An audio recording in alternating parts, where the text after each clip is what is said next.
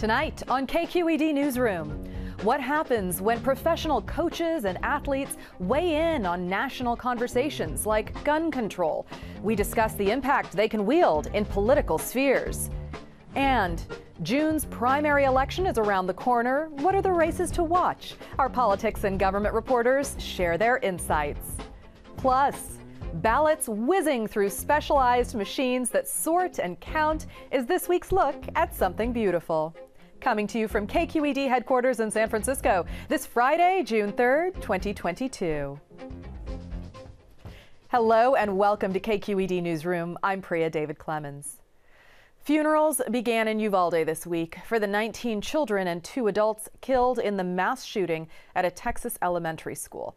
In a rare evening address to the nation last night, President Biden called for more gun control laws, but acknowledged that getting a ban on assault weapons passed would be hard because of strong continued Republican opposition.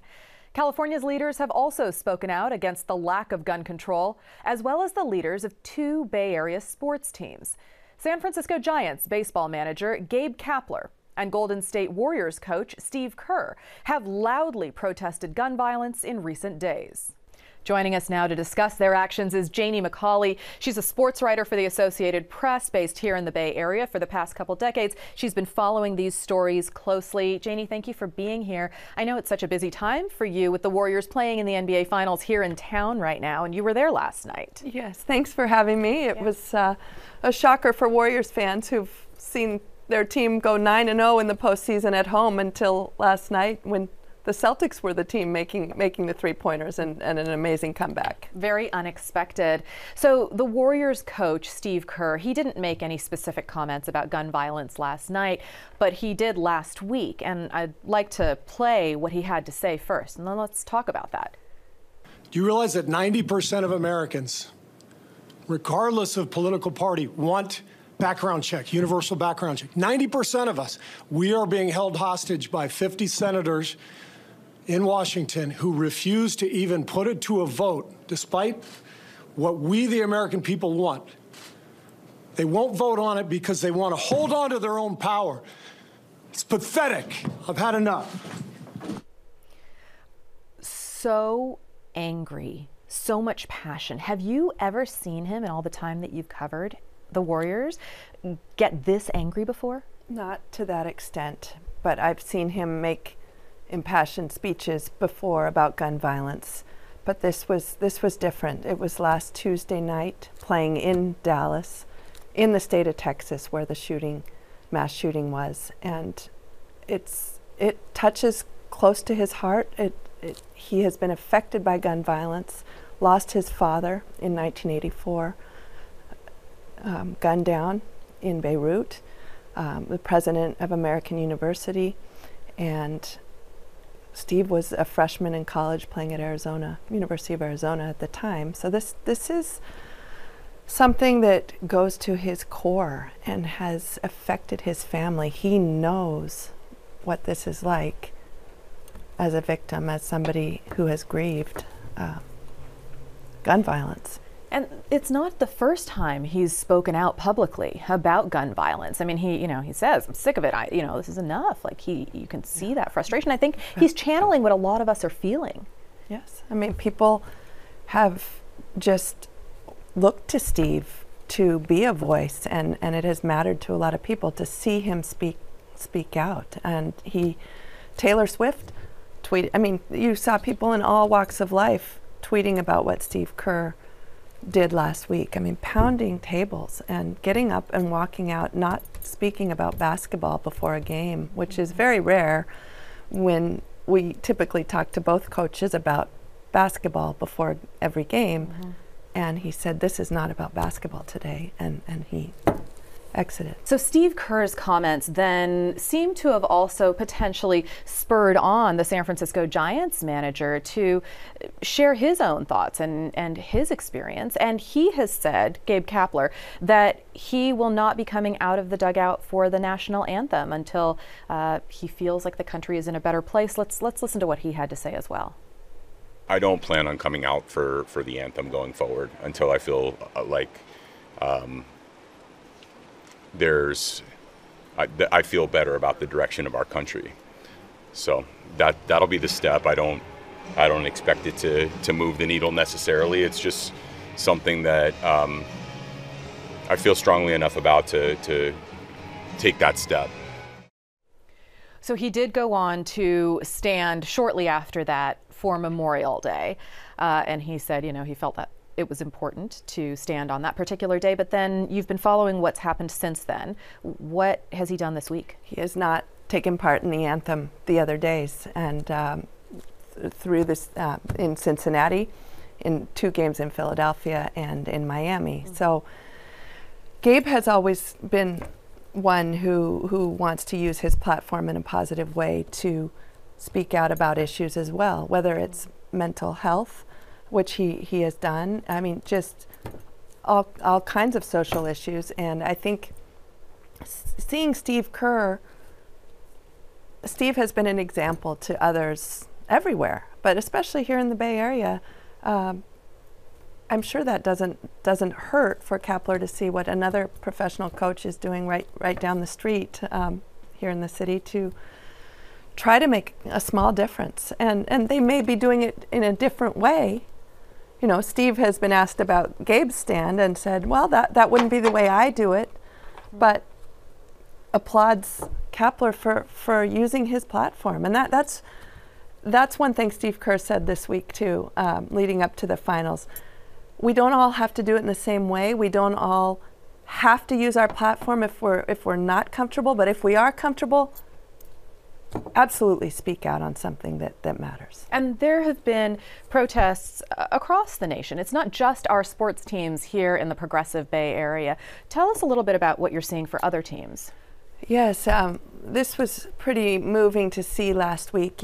The Tampa Bay Rays and New York Yankees for an evening used their Twitter handles, both of them in collaboration, to offer statistics on gun violence and provide those details over the course of however long the game was, let's say 3 hours.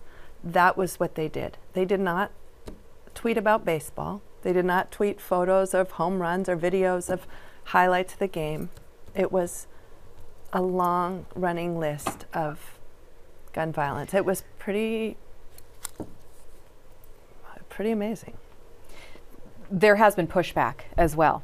So we were just learning that in Florida, Governor Ron DeSantis seems to be blocking state funding for a new Tampa Bay Rays training facility, in part because of this speaking out against gun violence. He this week used line item veto powers to eliminate $35 million in sports funding and training for a youth tournament complex. So it's not without its dangers and its risks for these athletes and coaches to speak up. I think a great example of that, obviously, is Colin Kaepernick, who decided to kneel back in 2016 to spotlight discrimination in the country. And he's had a rough go of it. Hasn't taken another NFL snap since 2016. Has not had another opportunity. Now, that could change soon. He got a look with the Raiders last week in Las Vegas, and let's see. But that was something that mattered to him, and he did not back down. And you're not going to see Steve Kerr back down. You're not going to see Gabe Kapler back down. You're not going to see the U.S. women's soccer players back down, or the WNBA players who have made their impact as well. But yes, there are ramifications involved because, as we know, different parts of the country have different thoughts and feelings about this, and not everything's going to be popular. Well, let's talk about one way in which we've seen the needle move in a positive direction from the activism, and that is with women's soccer. So we just have learned that women's soccer players will be paid the same as the male soccer players, as their counterparts. And they have been active and spoken out on this issue and raised the noise, made some noise around this. So it is positive to see. Do you think that coaches, athletes can make a difference in this way more broadly?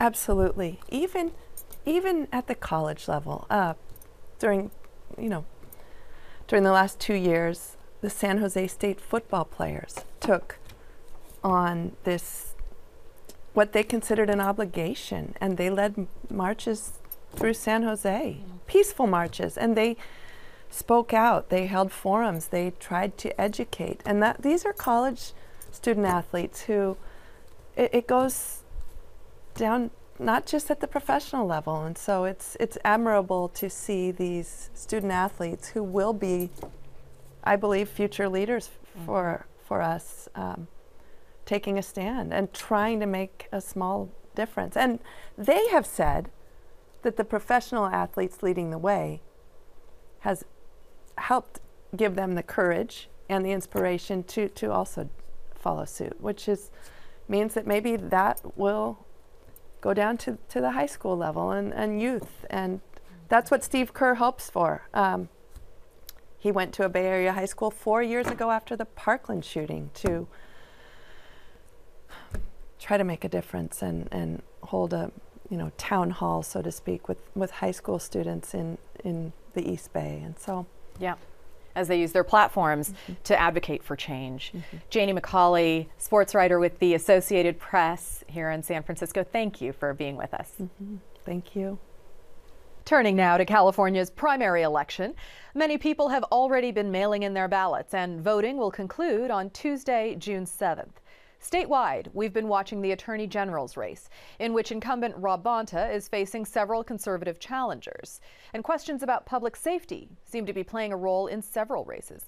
Here to break it all down are KQED's politics and government team, Scott Schaefer, Guy Marzorati, and Marisa Lagos. Thank you all for being here today. Great to be here. Yeah, it's nice to have you all in studio with me.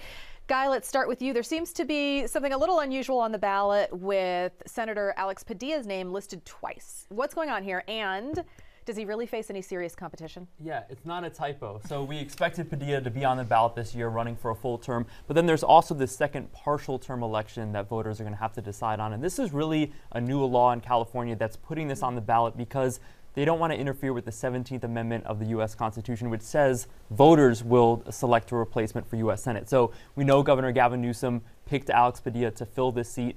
This will basically give voters the opportunity to pick who will fill this seat from when the election is done in November to when the next term starts in January. And it will likely be Padilla. To your question, he's not facing a whole lot of opposition. Mark Moisier is the Republican-backed candidate in this race, likely to make the top two. I should note, though, Padilla is being outspent in this race by Dan O'Dowd. He's an entrepreneur who doesn't seem all that interested in actually winning the Senate seat. He's basically using this candidacy to push back against Tesla's self-driving cars. Only in California. Fascinating. I feel like is that right. the reason for a Senate run. Not a cheap one either. Well, another race we've been watching is for Attorney General, as we just mentioned. So Robb Bonta is the incumbent here. Another appointee. Another appointee. Marisa, you've been covering this race. So tell us about the other candidates. Yeah, he's facing three challenges really from the right. The most conservative is Eric Early. He's a Los Angeles lawyer, very sort of Trump candidate, believes the 2020 election was stolen. We should say that's false. He is anti-abortion. He's really running, I think, from a conservative and also sort of 2022 conservative position. Next up, Nathan Hochman, another Los Angeles attorney, former U.S. attorney, has also been in private practice as a defense attorney, really trying to carve out a more moderate path, but still a Republican. And he did get the Republican nomination from the party here. Okay. I think the person that Bonta's folks were most worried about has been Anne-Marie Schubert. She's the Sacramento DA. She is well known for helping prosecute the Golden State Killer case. She really has been an outspoken critic of a lot of the reforms that Bonta has backed, some of those ballot measures in recent years. And she is, I think in a general election would be a bigger threat because she's a no-party preference voter. Candidate, excuse me. She left the Republican Party in 2018. She's openly gay, but polls are not showing. Yeah, so let's pull some numbers up here. There was a recent poll that came out, and it does show that she is far behind. I mean, Robb Bonta is way ahead. Head and shoulders above the pack. Yeah, we're talking. He's in the 40s. The next person up there is Eric Early at 16%. You can see Nathan Hochman at 12% and Anne-Marie Schubert at 6%. I mean, we should say Bonta's folks ran ads, or people supporting Bonta, that really sort of were aimed at lifting up Eric Early, talking about these conservative credentials, I think in a way to get Republicans to back him, which is a playbook we're seeing in several races this year, actually. I would just add real quick, I think, this is a reflection, too, of the R next to their names. I mean, Schubert is a declined estate, and when the polls are read to voters on the phone or online, they say what party they're with, and so it's a cue for people to say, "Oh, I'm Republican. I'm going to vote for the Republican," and that helps Bonta for among the Democrats, and it helps the other, Hochman and Early among the Republican voters. Okay, well, let's talk a little bit about this tension that we're seeing between sort of progressive leadership and this question of public safety. And wondering, Scott, if we're seeing some shift away from some of the progressive leadership and progressive policies that have been put into place over the last few years? Well, I think we have to be careful about making a sweeping conclusion like that. I mean, I think generally voters are cranky. They're in bad mood because of the pandemic, gas prices, and a whole host of other things. We have seen crime, murder tick up, and that is making people concerned about public safety. Here in San Francisco, we've seen 3 school board members recalled. That was fueled in part by Republican money, real estate money.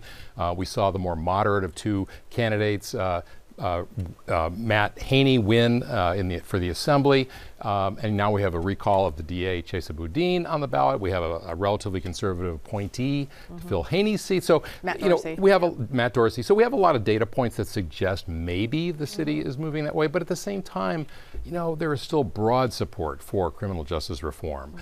Gavin Newsom's going to do very well, as is Robb Bonta in San Francisco. So I think we have to be careful about drawing too many sweeping conclusions.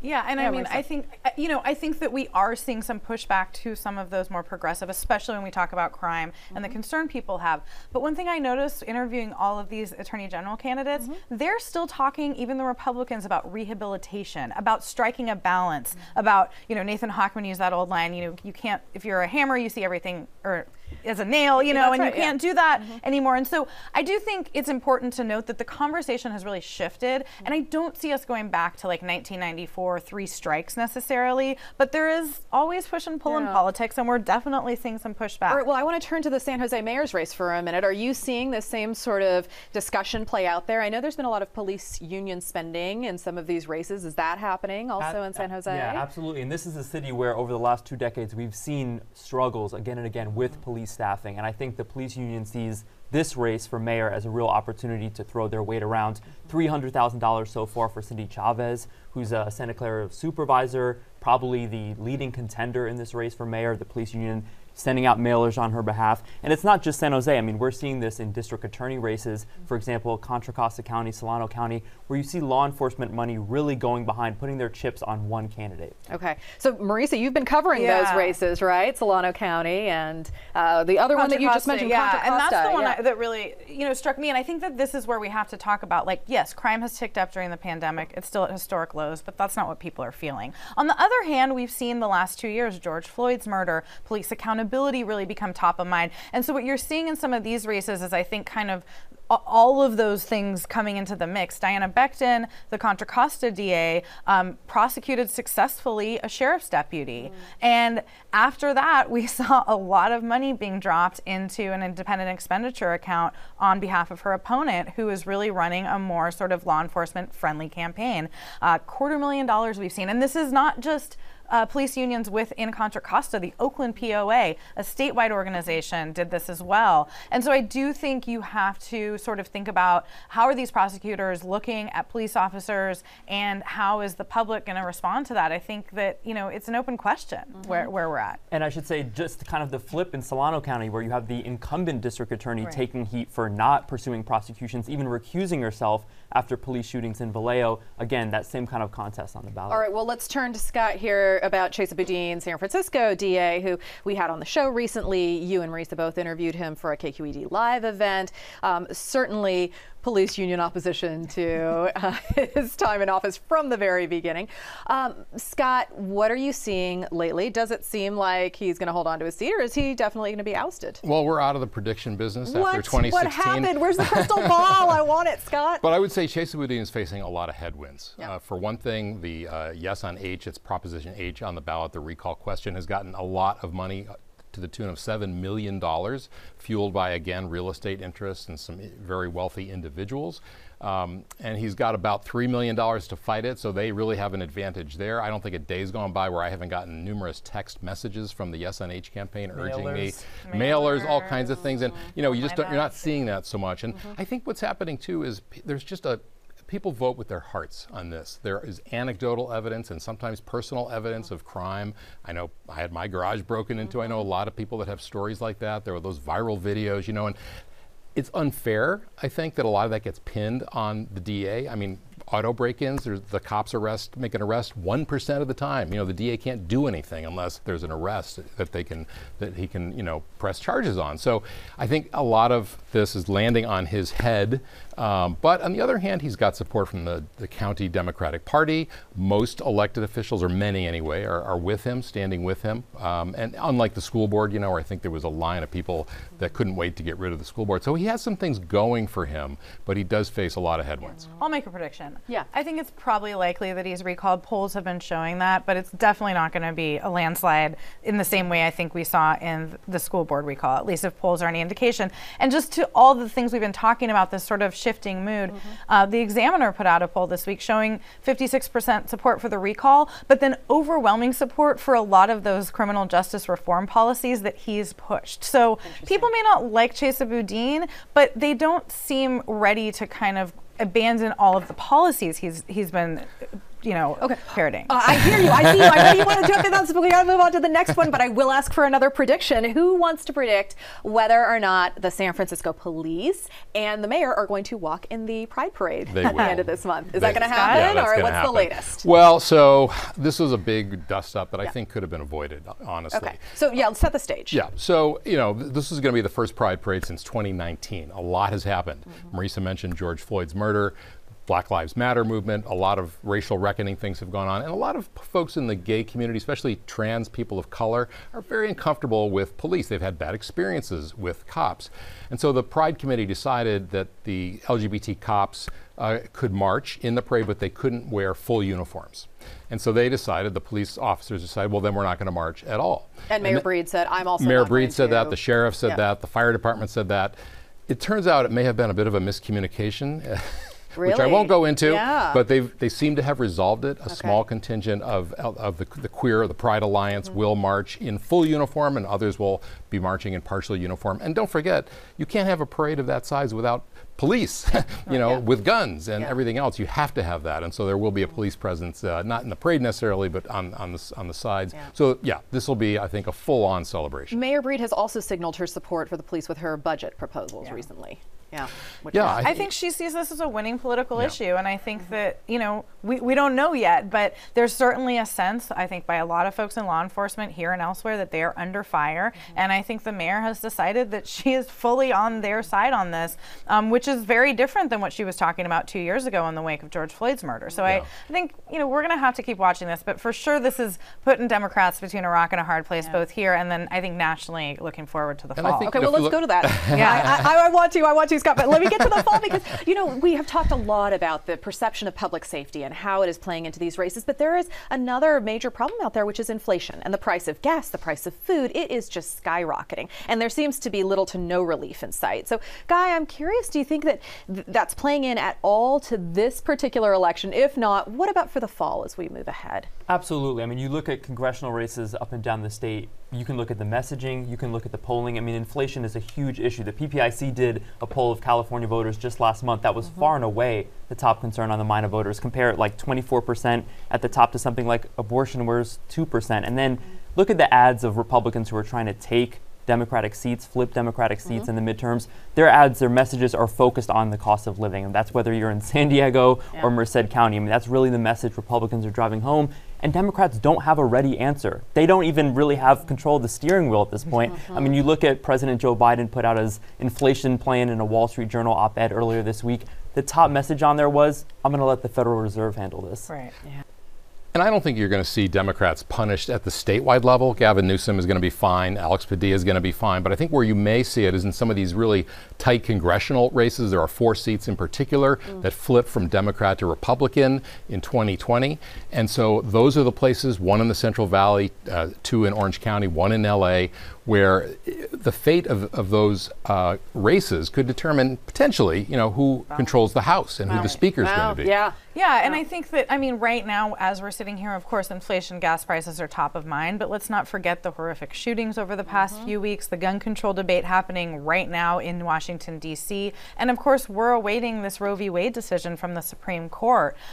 So I feel like it's hard to know, to Guy's point, what is going to be top of mind in a few months, because just a few months back, public safety was topping the list, and now it's all inflation. And I think absolutely in these congressional races, you have Democrats on the defense. But yeah, it seems like there's almost this tendency to punish local officials for the things people don't like, and national and statewide, they kind of seem to be getting a pass. All right. Well, thank you all for being here, KQED's Politics and Government team. Thank you so much. Always a pleasure.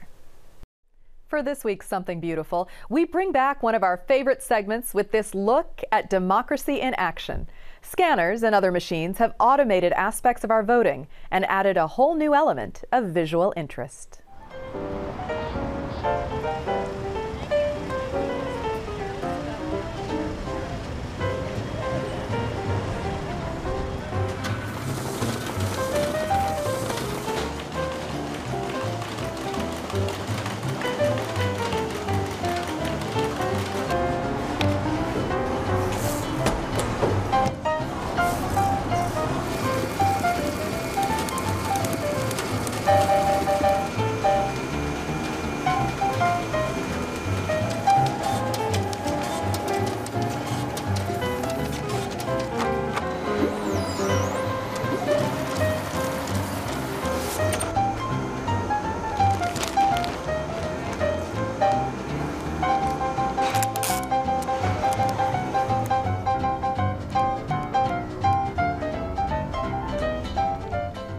Look at how the magic happens.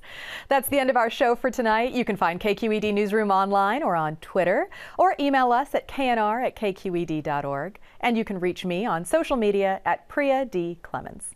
Thank you for joining us. We will see you right back here next Friday night. Have a great weekend.